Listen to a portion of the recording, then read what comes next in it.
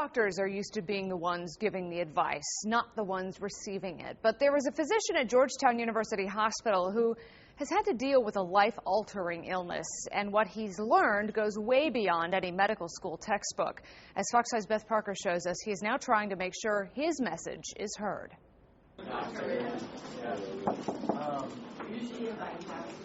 For someone who speaks in a whisper, "Hi, good morning." Itzhak Brook has a very big voice. Brook was born in Israel. He served in the Israeli army during the Yom Kippur War in the 70s. But he says the cancer that took his voice was his toughest opponent ever. It's more difficult than even being in a war. Because in the war you are with friends. You can speak. You can share. You can see the danger. But this is so out of control. Because cancer has its own life and its own way of acting. Brook retired as a doctor in the U.S. Navy and is a pediatrician at Georgetown with a specialty in infectious disease. He had spent years working in hospitals, but not much time in the hospital until one day in 2006 when his throat began to hurt. I felt the soreness in my throat, and it didn't go away after about 2 or 3 weeks. A biopsy revealed cancer. I was shaken. I couldn't believe it that I had cancer. But there it was. I needed to deal with it. He did, but a year and a half later, the cancer had returned. And this time, doctors told him he had to make a choice, lose his larynx or run a great risk of cancer costing him his life. It's a choice he'd actually thought about as a healthy young man studying to become a doctor. I was really astounded and shocked. And I said to myself, if I had to make a choice like this, to live without a voice, I would rather die. But when I had to choose for myself, when I had to make a choice, it was no-brainer, of course. Brook now speaks with help from a reconstructed airway and a prosthetic device. My voice now is the same as it was before. Even my foreign accent, my Israeli accent is still there. It's just whispery and weak.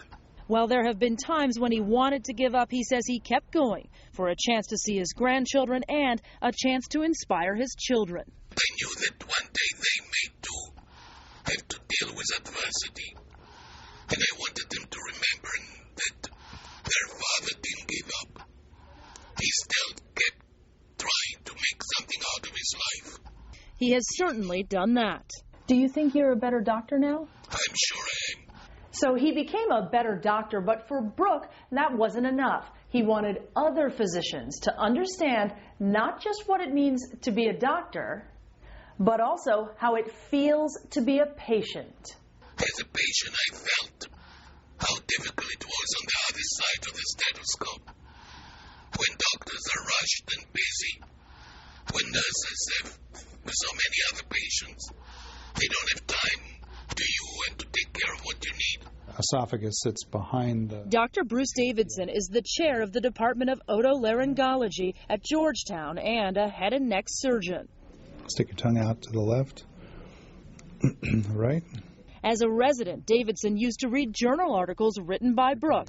Now he is Brook's doctor and is still learning from him. There is certainly a perspective that he brings that nobody else can really bring to the table, even if you're the treating physician of hundreds of patients. Having seen things from his perspective, I think educates all of us. Ironically, this man whose voice was taken away is educating by talking.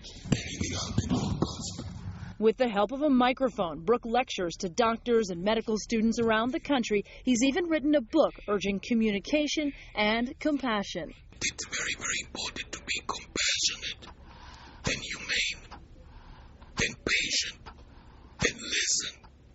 Listen to the patient. Understand what the patient is thinking and feeling.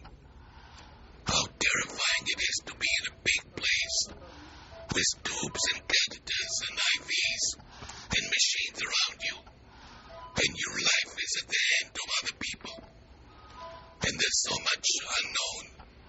He takes extra time to show patients not just his knowledge, but also his heart.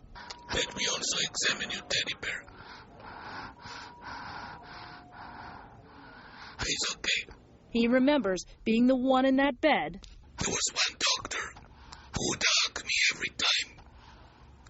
He saw me. And his hug meant more than 1,000 words that he told me. A powerful message, even when spoken in a whisper.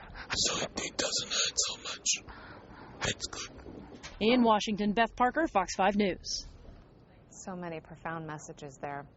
To read Dr. Brook's blog, you can go to myfoxdc.com and look under web links.